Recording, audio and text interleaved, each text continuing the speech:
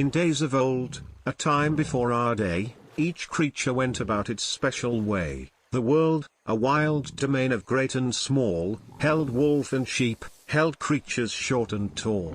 A teeming jungle, full of tooth and claw, where nature followed its own primal law. Among them lived a gnat, a whining pest, who put the patience of the world to test. His only purpose, buzzing in your ear, a tireless tune of nuisance and of fear. He lived to drink the blood of other things, a tiny tyrant on two flimsy wings. He'd while away the summer, warm and bright, and never gave the coming cold a thought. But summer's gold began to fade to brown, as autumn's chilly winds swept through the town. The leaves turned brittle, falling from the trees, and people wrapped themselves against the breeze. Our little gnat, with nowhere warm to stay, now shivered through the dark and through the day. One crisp-haired morning, miserable and grim, a wondrous sight appeared right next to him. A honeybee, relaxed and full of cheer, was reading in a book, without a fear. He leaned against a mushroom, calm and proud, and smiled as he was reading half aloud. Content and peaceful, joyful and serene, the happiest of creatures ever seen. The gnat, enraged by such a blissful state, began to buzz with jealousy and hate. "You lazy fool! The summer's at an end. Have you no sense, my thoughtless little friend? The winter's coming, full of frost and dread, while you sit reading, soft inside your head. You haven't planned or worked to save your skin. What foolish dream are you now living in?" The bee looked up, his eyes serene and deep. "While you were causing others not to sleep, I worked," he said, "with neither shame nor pride, with summer's sun and nature as my guide. From rose to lily, clover to the thyme, I toiled and worked to beat the march of time. I built a home with geometric grace, a sturdy, warm, and well-provisioned place. My pantry's full of nectar, rich and sweet, a golden treasure, a delicious treat. This liquid sun, this honey I have made, is why I sit here, calm and unafraid. My comfort comes from labor, not from chance, from tireless work and not an idle dance." The gnat buzzed back, his voice a mocking sneer, "Such pompous lies are all I ever hear. You, make this honey? What a funny joke! You stole it from the shop of human folk. From flowers, you claim? From petals and from dew? There's nothing sweet in them, I know it's true. You spin a tale of fantasy and myth, a lazy thief is all you're working with." "If you deny it," said the bee with might, "let's find a judge to rule what's wrong and right." Just then, a bull came wandering through the grass, a hulking, mighty, overwhelming mass. The gnat cried out, "The perfect judge is he, so strong, so vast, a king for all to see. His mind must be as boundless as his frame, let's ask the bull to arbitrate our claim."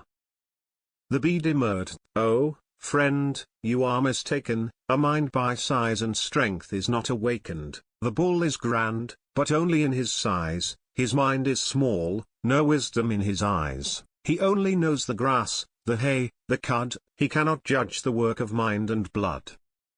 But soon the bull was standing over them, and heard the gnat's account, from root to stem. He heard the bee's proud claim of sun-spun art, of making sweetness with a patient heart. The bull let out a low and rumbling sound, "I've eaten flowers from all this grassy ground. For years I've chewed on petals, stem, and leaf, and found no sweetness, much to my belief. This story, therefore, is a clever lie, no honey comes from blossoms of the sky." "Then taste it," cried the bee, "the proof is here. One single drop will make the answer clear." The bull agreed. He took a cautious taste, his eyes grew wide, his cynical thoughts erased. "By all the stars, this is a pure delight, a magic sweeter than the moon is bright. This nectar is a gift from heaven's dome, a flavor I could never find at home." He praised the honey, called it food for kings, the sweetest of all worldly, wondrous things. The gnat began to shrink, his argument now lost, but then the bull declared, and at great cost, "This wondrous food," he bellowed, "is divine, but this small bee, with his pathetic spine, could never be the one to make this prize. He's small and weak. It's clear he's telling lies. A thing so great cannot be made by something small. This bee's a fraud. I've seen through it all. With righteous rage, he lowered his great head, and charged the hive.